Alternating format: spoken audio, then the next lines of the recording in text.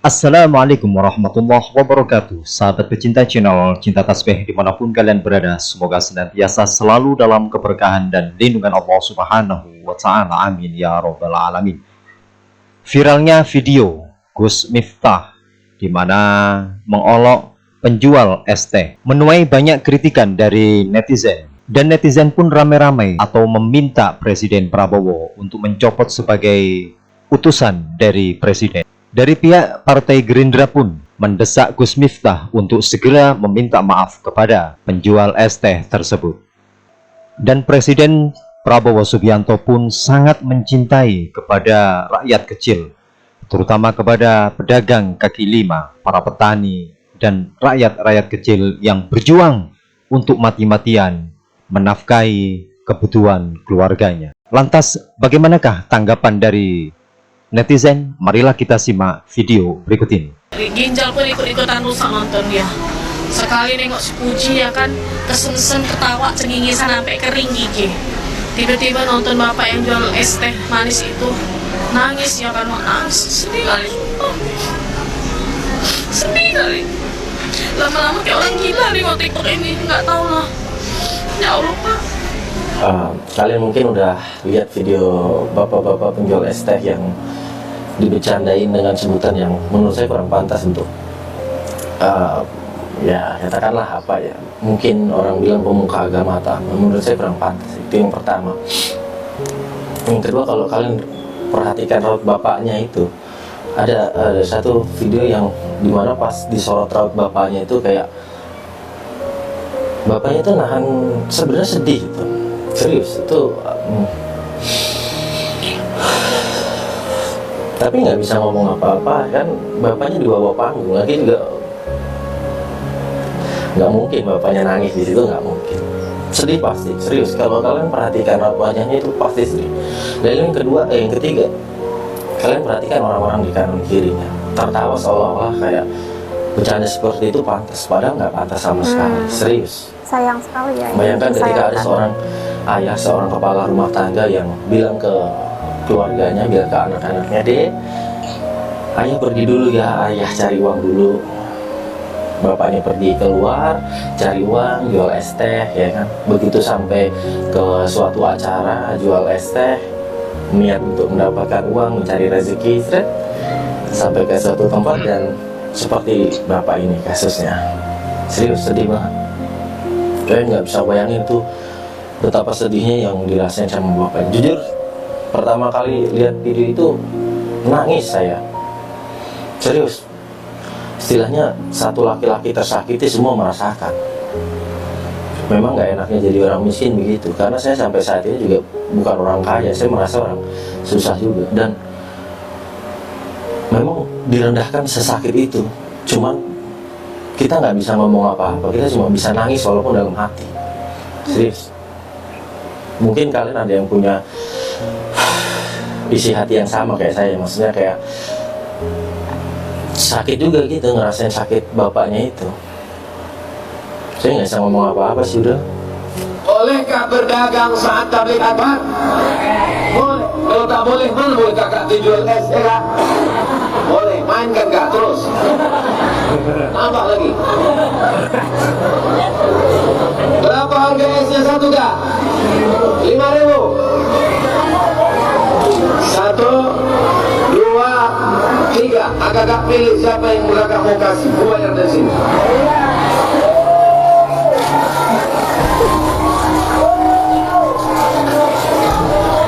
Ini dalam rangka kemerdekaan Indonesia. Gambar Bapak Presiden Bung Karno Hatta. Laku nih kak, laku. Ini bukan duit main-main. Terima kasih banyak. Jazakumullah. Apalah mimpi kakak malam tadi. Lanjut lagi kak, tambah jualannya lagi. Mudah-mudahan lancar duitnya. Kenapa ya orang rata-rata kalau udah berduit sombongnya itu luar biasa? Aku nggak ada komentar tentang acaranya ya. Aku cuma mau bilang, aku kasihan kali lihat bapaknya itu di situ. Dia di situ berusaha, bukan mengemis. Bapaknya di situ diolok-olok, dibilang Aku nontonnya aja pun aku sedih. Gak bisa aku bayangkan kalau seandainya aku yang di posisi kayak gitu, aku dipermalukan depan umum kayak gitu. Kalau memang gak bisa kau borong minumannya, lebih baik kau diam. Diam adalah emas. Dan karena kaya, ada posisi, bisa suka-suka ngatain-ngatain orang. Nah, kenapa saya kata terima gobloknya gitu? Tapi inilah hebatnya Allah Subhanahu Wa Taala yang menggerakkan suasana keadaan, membolak-balikkan suasana keadaan. Gus Miftah yang awalnya terkenal sebagai bapaknya wong cilik ya, yang sayang sama pedagang kaki lima, pedagang asongan. Kalau boleh buat majlis, dagang orang diborong semua, dibagi-bagikan ke jamaah. Tapi malam itu entah kenapa, apa yang ada di pikiran Gus Miftah, beliau bergurau dan bercanda, tidak membeli, bahkan mengeluarkan kalimat yang kasar, goblok. Goblok itu gak enak didengar, guys. Oke, ini sudah terjadi dan Gus Miftah sudah meminta maaf, bahkan sudah berniat untuk mencari bapak tadi, menemui beliau. Jadi nggak mungkin Gus Miftah itu sengaja untuk menghinakan, membuli bapak tadi. Cuman ini yang harus kita pelajari nih hikmahnya nih. Kita harus kita bahas nih. Kenapa sebagian orang tertawa mendengar Gus Miftah bilang goblok itu? Bahkan bukan hanya sekedar tertawa, bahkan ada yang guling ke belakang, ada terbahak-bahak ketawanya. Jemaahnya semua ketawa juga. Yang tidak tertawa cuma si bapak dan seluruh netizen. Kenapa? Karena itu potongan video dan kita nggak connect dengan Gus Miftah waktu itu. Jamaah yang ada di panggung dan di bawah panggung itu ibarat orang nonton konser. Itu Gus Miftah sudah sambung hati dengan mereka sehingga apapun guyonan, bercandaan yang keluar bagi mereka tetap terdengar indah di telinga mereka, sehingga bagi mereka tidak ada masalah kalimat goblok itu. Tapi si bapak nggak connect dengan Gus Miftah. Ya, ibarat main gitar, gitarnya nggak stem ini. Ketika mereka digenjreng sama Gus Miftah, terdengar nggak enak. Sehebat apapun pemain gitar, kalau dia genjreng gitar yang tidak stem, pasti akan terdengar fals, tidak enak. Nah, jadi inilah kenapa sebagian orang tertawa, sebagian orang marah. Ya, kita yang netizen pun tidak connect dengan Gus Miftah karena kita hanya menonton video yang sedikit. Cuma kalau dari awal sudah bergurau, tentu kalian pun akan ikut tertawa seperti orang-orang di panggung itu. Yang di atas panggung itu, kiai, gus-gus, orang-orang hebat. Dan dalam kasus ini, dalam sinetron ini, sandiwara ini, Masya Allah, di dunia ini panggung sandiwara, Gus Miftah telah memerankan sebagai pemeran antagonis yang telah dihina satu Indonesia. Tapi Alhamdulillah, beliau sudah mengakui kesalahan dan minta maaf, introspeksi diri. Dan kita doakan Gus Miftah terus dijaga sama Allah, karena jabatannya sekarang berat, ya, memikul amanah sebagai utusan presiden, harus hati-hati bicara. Begitu banyak kecaman untuk Gus Miftah, karena memang ini sudah terjadi, apa boleh buat.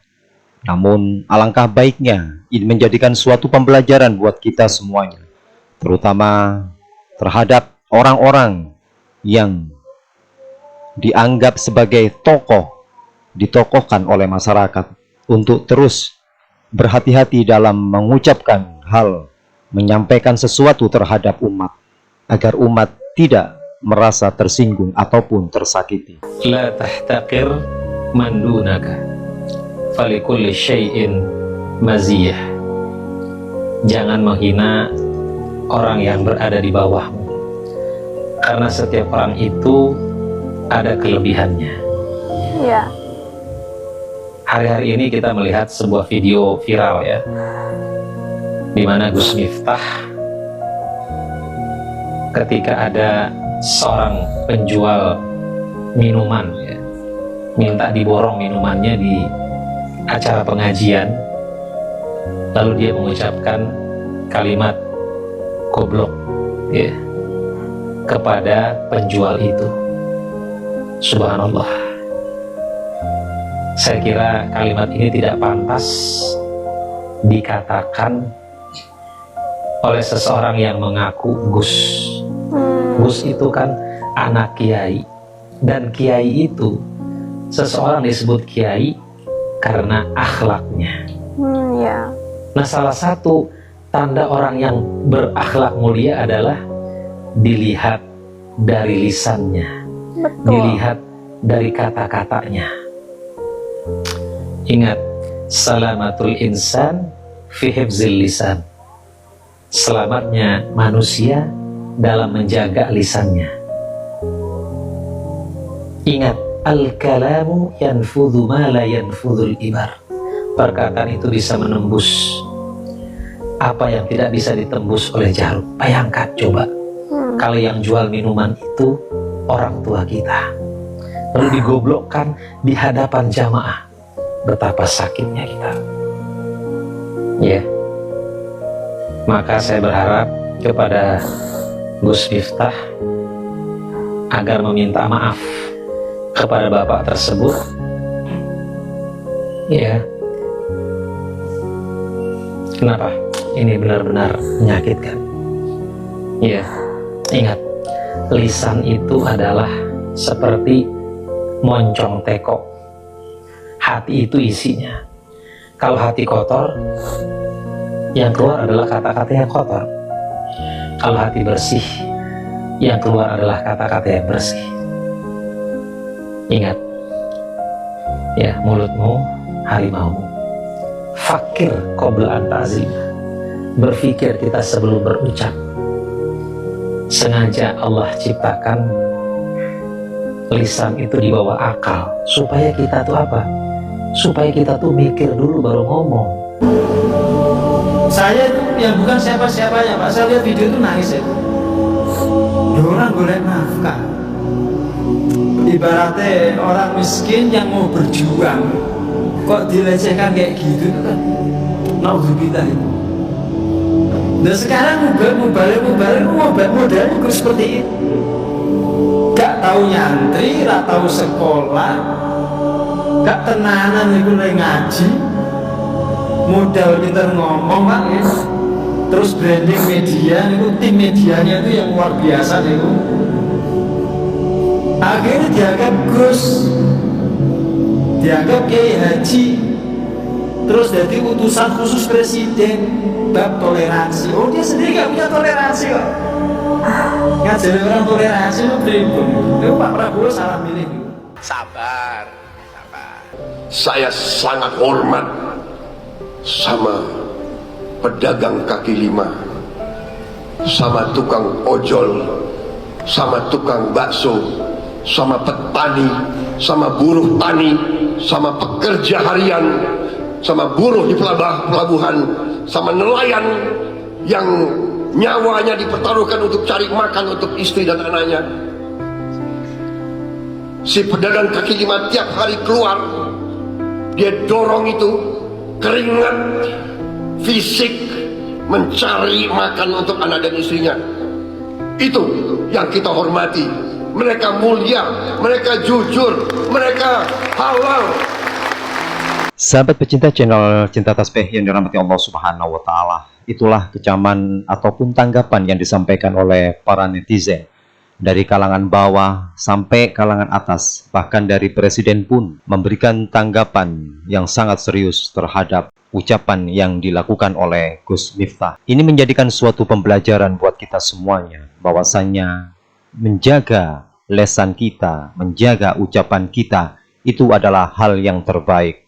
Karena itu adalah mencerminkan sikap dan perilaku akhlak kita kepada orang lain.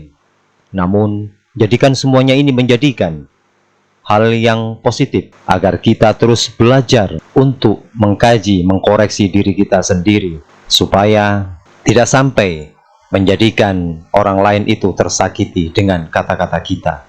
Apalagi figur seorang ulama yang mana sangat dicontoh oleh umatnya. Jangan sampai memberikan suatu ucapan ataupun kritikan terhadap orang lain, namun kritikan itu sangatlah menyinggung, sangatlah menyakiti terhadap orang lain. Sesuai dengan pidato yang disampaikan oleh Presiden kita, Pak Prabowo, bahwasanya boleh kita mengkritik, boleh kita memberikan saran, namun berikanlah saran dan kritikan itu yang terbaik, agar perbedaan itu menjadikan perbedaan yang bermanfaat untuk kita semuanya. Terima kasih sudah mengikuti video ini. Jazakumullah khairan katsira. Assalamualaikum warahmatullahi wabarakatuh.